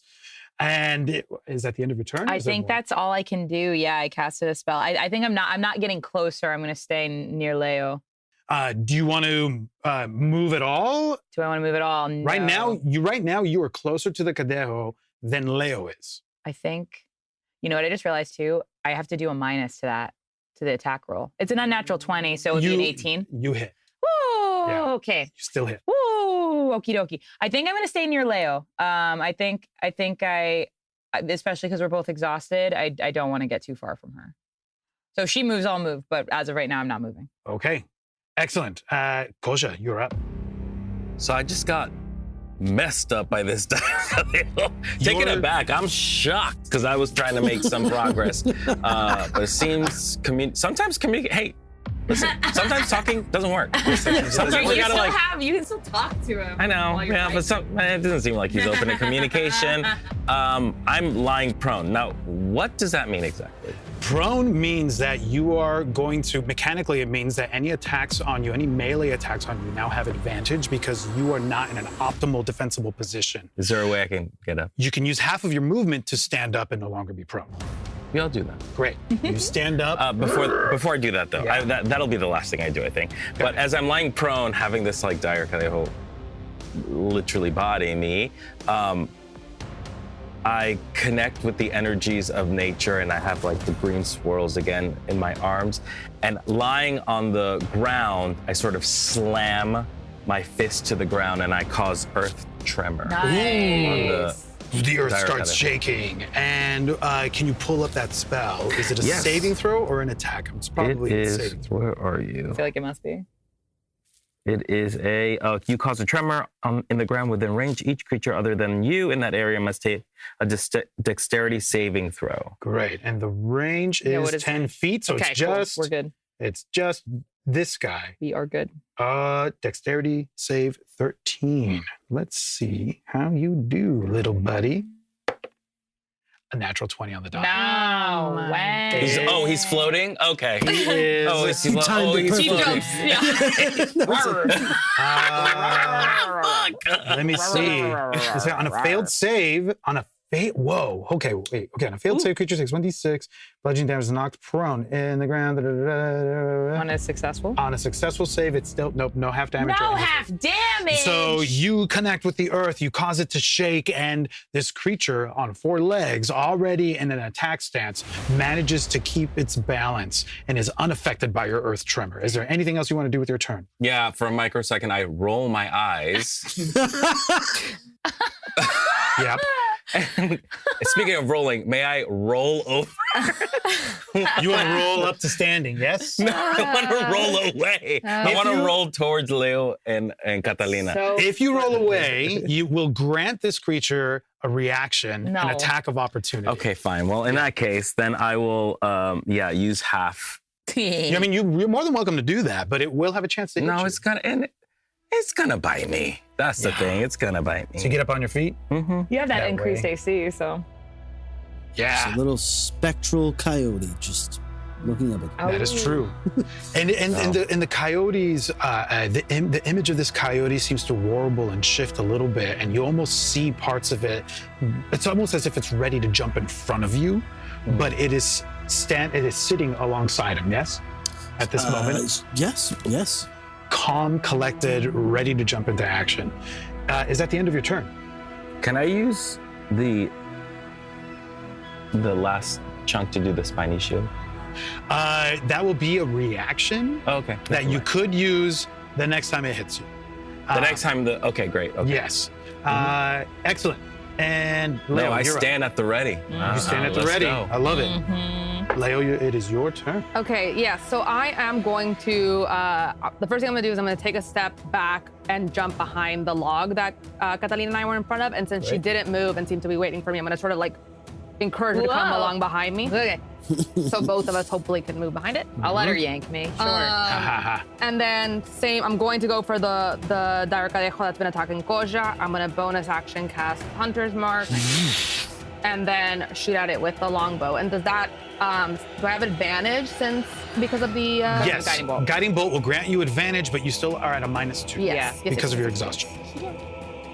Okay. Okay, so that is 15 plus 5 with the -2, so 20. You hit. Yeah.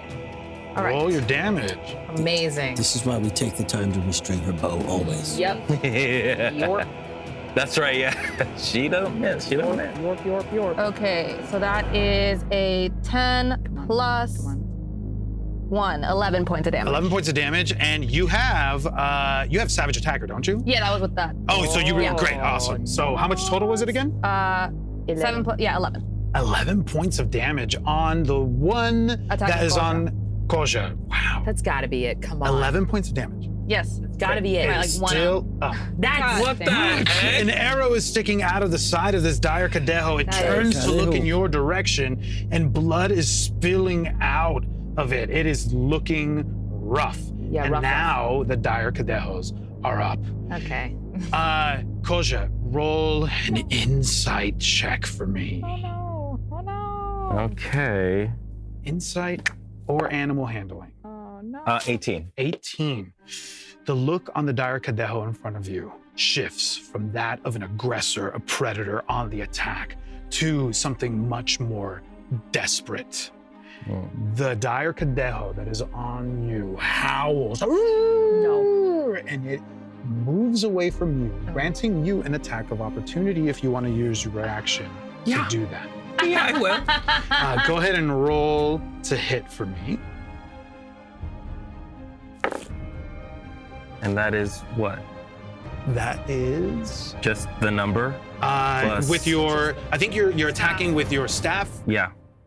So What is Go back one. this one? Staff. +3. plus Oh, +3, so that's an 11. An 11. It just dodges out of your way, and you miss. It's moving towards you, Catalina, and you see in its eyes this kind of like it's a mix of desperation and anger, and it lunges at you and takes a bite. Okay. It is So 15 is what you're looking for. okay. Let us see. No. Bite. Okay. We're so close. Oh, it is a 10 to hit. Okay. Its desperation is throwing it off. It lunges at you and misses as you move out of the way just in time. And it's gonna hold there. Same desperation reads on the second Cadejo's face, the one near you, Neza, and he's going to move around 1, 2, 3, 4, Oh, 5. man. With their movement, that grants you an attack of opportunity as it moves away from your threat range. Neza, if you would like to take it. No, I'm kidding. Oh, I wow. certainly will take a second. 17 again. 13 plus 4, 17. Oh, wow. D8. plus That will 2. hit. Yes. 7 plus 2, 9 points. 9 points of damage. I cannot do what I was going to do. Go ahead. Great. And this dire cadejo is going to attack you.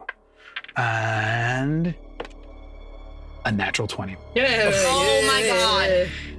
It I quit. lunges at you with such ferocity. And again, just to remind you all, the rules that we play here is Yes. it's max damage plus the next Yes, die. please, remind us. far- Please. Oh my god. So Okay. far, it's 9 points of damage. Okay, so my butterfly shield flies up in front of me and takes 6. And so it's a total of 12 points of damage. 12 points of damage total. Total. And you need Okay, a so I take DC 6. 13 strength saving throw. Okay, hang on. All right, a DC, okay. Sorry. Okay, wait, I want to make And I sure. believe that's at a -2 because that's a It's D20 at a roll. -2. Okay, so it's a strength saving throw of Wow, 13. does Point that of order. really? Yeah, That was a successful hit.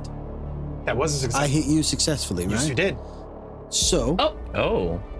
I rolled a 17. I did 9 points of damage, but my attack has a property which is sap, which would impose disadvantage on one of the cadejos. Correct. The sap property on your weapon would impose disadvantage on this dire cadejo, except as the dire cadejo approaches Catalina and is now adjacent to her with another ally that's adjacent to her, that activates their pack tactics. The disadvantage from sap is negated by the advantage that would have been granted by pack tactics, and so his attack remains normal, and it's a crit. And Catalina, you will be taking 12 points of damage. Because because my temp was taken by another attack, right? Or would it be like, because I had 6 temp, that would it be taking 6 damage or 12 damage? You had your temporary hit points active, Yes. and they've just been zagged. So I'll take 6 points of damage. Okay, cool. This is bad. And it stands over you, growling, snarling, even on your back, prone. Wait, let me hold there. Okay. So that's enough to insert, I imagine, right? Okay, so that's enough to insert. So we don't have to redo the damage. We don't have to redo all that stuff. That's all going to be there fine. You've just been knocked prone. You failed your DC 13 saving throw. Great. What do you want? Well, you don't know. Great. So Catalina, you're prone. You just got that really potent attack from the other Dire Cadejo. They're both over you, and you can just see them snarling, and they're at the ready. They're gonna go for you again when the time comes. Okay. But at that point, it is now Nessa's turn. Oh, okay. I try to attack the one closest to me, standing over her. Great. Oh, gosh. Awesome. You would be getting flanking rules if Catalina was not prone. So go ahead and roll a regular attack. It's like, we got him.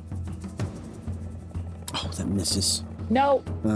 Yes, that's a 7. 7 does. It misses. Anything you want to do with your bonus? No. Okay. That's my turn. Okay. Catalina, you're up.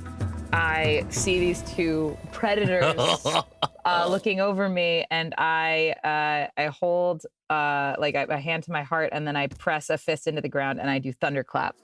Ooh. So both of them are gonna have to make a con save 12.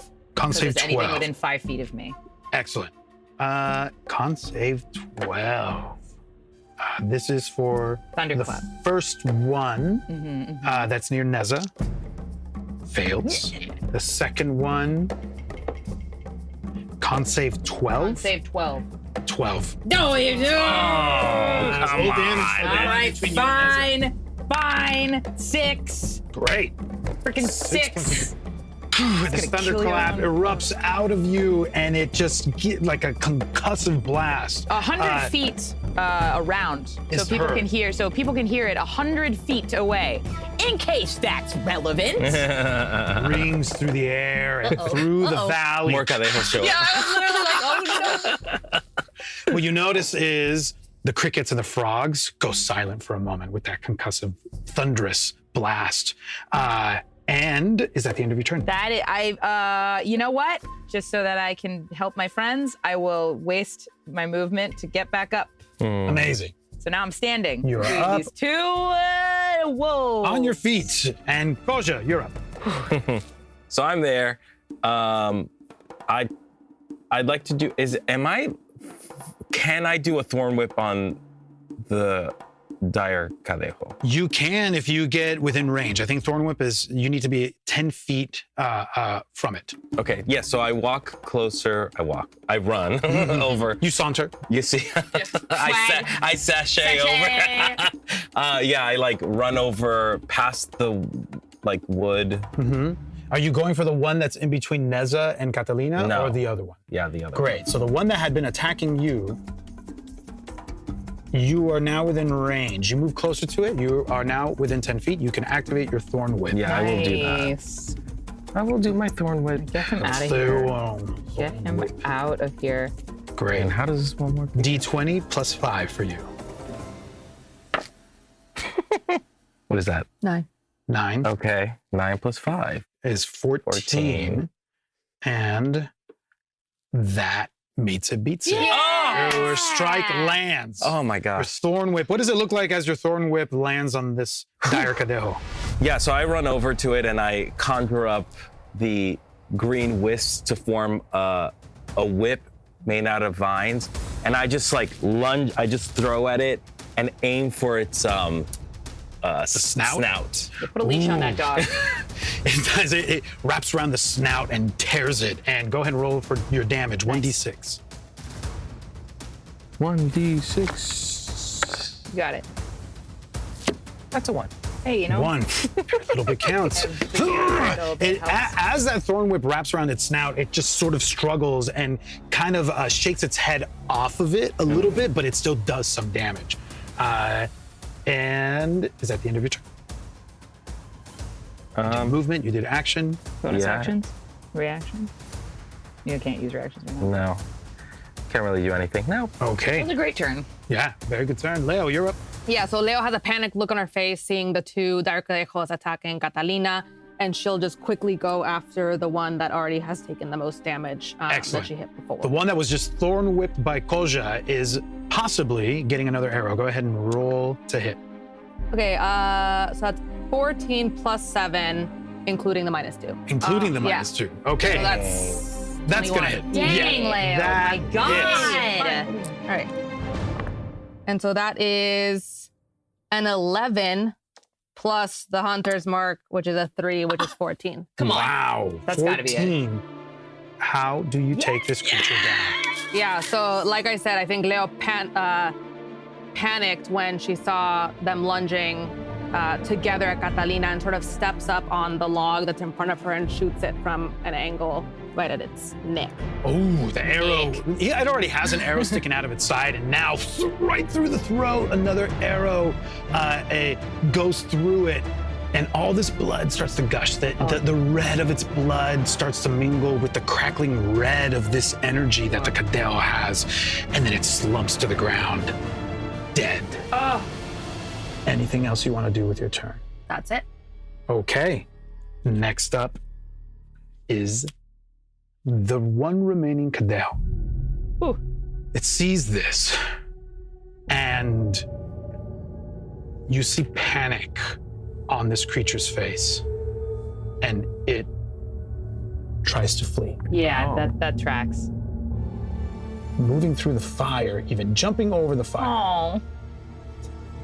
15, 20. You, Catalina and Neza, Okay. you get attack of opportunities on this guy. If you want to take it. I think as I see it run, I don't think I'm going to take one. I think I see it be afraid and I don't. I attack it. Yeah. Yes. It's a 14 to hit. Man after my own heart. How much was it to hit? 10 plus 4, 14 to hit. 14 hits. Yep. 3 plus 2, right? Plus 2, I believe 5 points of damage. 5 points of damage. It's still up. It Yeah. takes that longsword swipe and continues to move forward, double moving. 5, 10, 15, 20, 25, 30, 35, 40, Yeah, it's out of there. 45, 50. It's gone. Yep. Its movement is 100 feet, Wow. and it's out of view. I can cede my turn. If we all cede our turn, you can shoot it. Yeah, I'll see. I think I'll let it go. Okay. The stillness of the night returns. What you hear is the out-of-breath panting of your own breathing as adrenaline is moving through you, suddenly alive and awake with that pumping.